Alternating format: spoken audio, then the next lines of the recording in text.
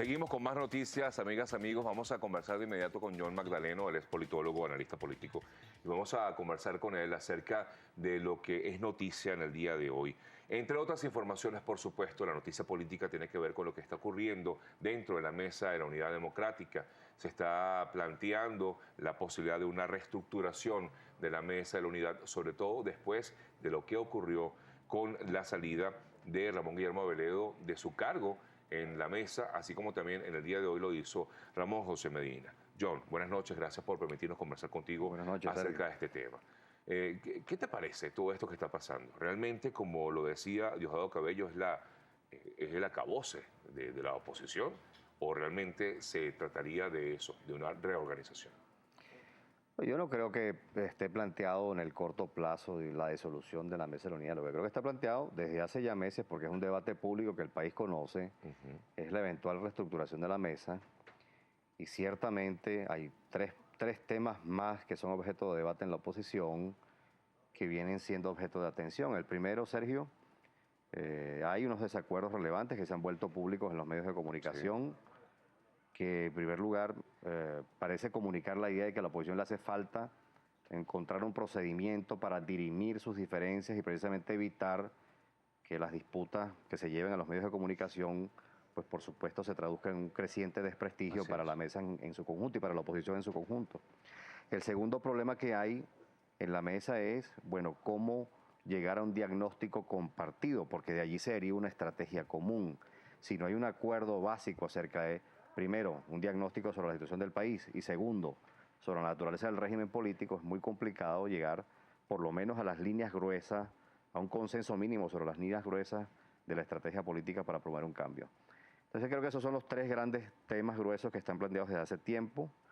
Ciertamente pareciera estar planteado, digamos, una recomposición, no solo en términos de la organización interna, sino de, digamos, quiénes son los actores con mayor capacidad de influencia, cómo se toman las decisiones. De objetivos, de ideales, porque una de las tantas cosas que se criticó sobre todo en la mesa o en el seno de la mesa que salieron a la luz pública fue la crítica que se hizo al planteamiento de la llamada a la salida.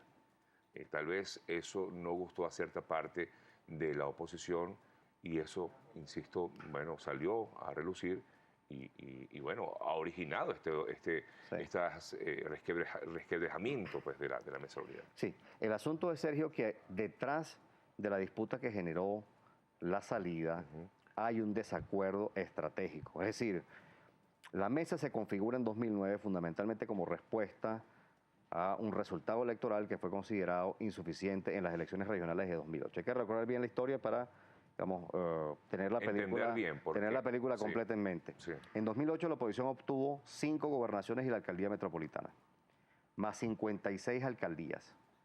Es decir, digamos, un resultado relativamente modesto. Y cuando se hicieron los cálculos y los análisis de comportamiento electoral, se llegó a la conclusión de que si se sumaba toda la votación obtenida por todos los partidos de oposición, se hubiera podido llegar a la cifra de 100 alcaldías. Es decir, que hubo una pérdida de cerca de 40, casi 50 alcaldías por la inexistencia de una alianza electoral perfecta. Entonces la Mesa de la Unidad es la respuesta a esa demanda, a esa necesidad. Y la mesa nace fundamentalmente con ese propósito, con el propósito de forjar alianzas interpartidistas, generar consensos de cara a coyunturas electorales. Y ese fue un objetivo en el que yo creo que la mesa avanzó. El problema está en qué pasa en periodos no electorales. Es decir, cuál es la agenda y la estrategia que se propone para periodos no electorales. Todos los años son electorales y este ha sido un año atípico, ¿no? Sí.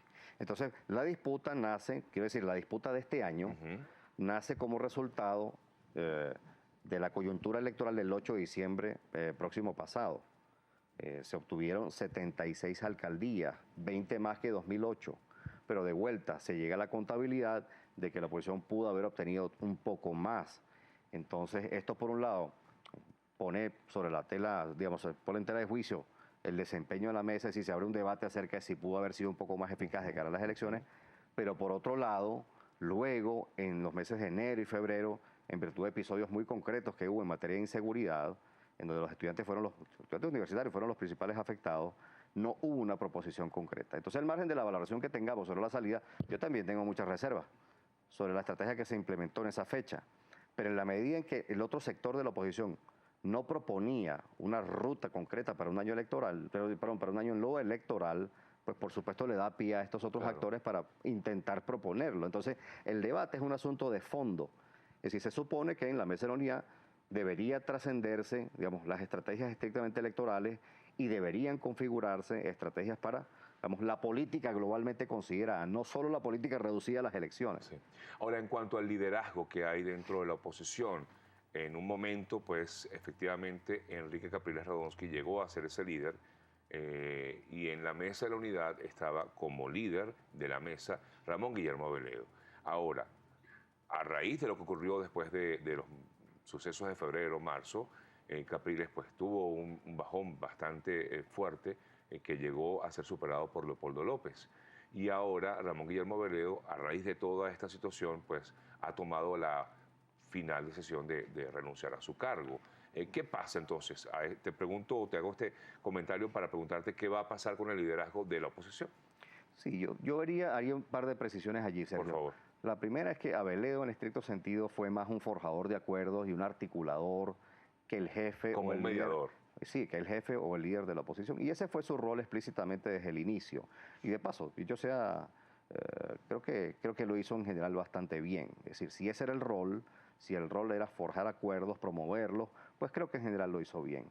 Creo que lo que a la mesa le faltó es trascender, digamos, los avances que hubo en materia electoral. Y creo que esa es una demanda que está pendiente, que debería satisfacerse. Ahora, ciertamente lo que yo vi en los estudios de opinión es que Leopoldo López, después de los sucesos, vamos, vinculados, asociados a la salida, empató a Capriles en varias preguntas, por ejemplo, la de recall, la que se conoce típicamente como reconocimiento espontáneo, la que se conoce como recognition, es decir, reconocimiento inducido, nivel de agrado, eventual candidato para unas primarias de cara a unas presidenciales. Es decir, en varias preguntas efectivamente López se aproximó bastante a Capriles. Pero sigue siendo Capriles. Ahora, no lo líder. desplazó, en estricto sentido no lo desplazó, es decir, lo que ocurrió es que López pues se coloca como una alternativa frente a Capriles en términos de liderazgo de la mesa de la unidad.